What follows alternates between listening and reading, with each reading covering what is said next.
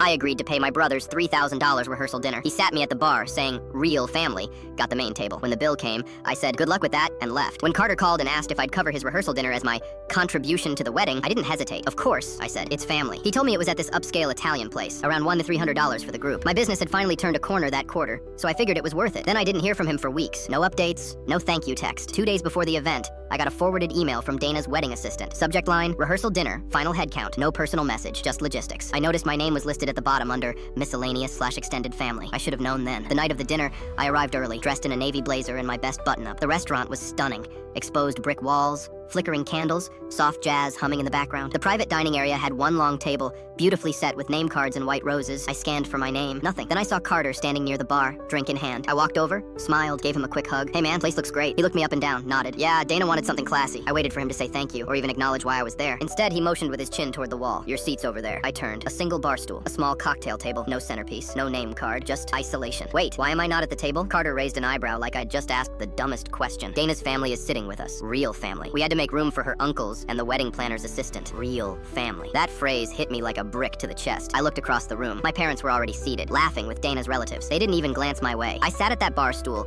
and watched the whole night unfold like I was behind glass. Toasts began, champagne poured, but the waiter skipped me entirely. I listened to Dana's father say how blessed we are to have everyone here. I ate my chicken piccata in silence, while the table erupted in laughter I wasn't part of. Then dessert came. Someone started clapping for the couple, and that's when the waiter approached me. "Hi there, are you the one handling the check for the group tonight?" I looked up at him. "Yeah," I said, "I'll take care of it." He smiled and walked off to get the bill. I sat there through the rest of dessert like a ghost. I watched Carter stand up and give some long-winded toast about family being the anchor. I actually laughed out loud at that. The next morning, I woke up feeling hollow. No text from Carter, no thank you, nothing. Then that afternoon, Dana sent me a message. Not a thank you, a reminder to confirm the final payment for the rehearsal dinner. Her tone was chipper and professional, like I was a vendor. I stared at it for a full minute, then closed the app. 2 days later came the wedding rehearsal. I was one of the groomsmen. Carter handed out matching cufflinks to everyone, except me. He looked right past me and said, "Oh, sorry man, I only ordered 5. Didn't know you were confirmed," like I was a name on a spreadsheet. Day of the wedding, I showed up early. I brought my own cufflinks, plain silver ones I'd gotten years ago. I sat in the dressing room while the other groomsmen laughed and took shots. Carter walked in last, barely looked at me. Then Dana poked her head in. "Oh, Nolan, could you grab the extra chairs from the back? We need 6 more. "I'm one of the groomsmen," I said. She tilted her head. "Yeah, but you're not in the early photos, so it's fine, please." I looked at Carter. He didn't say a word. That's when I knew. He didn't care. Not even a flicker of discomfort on his face. 15 minutes before the ceremony,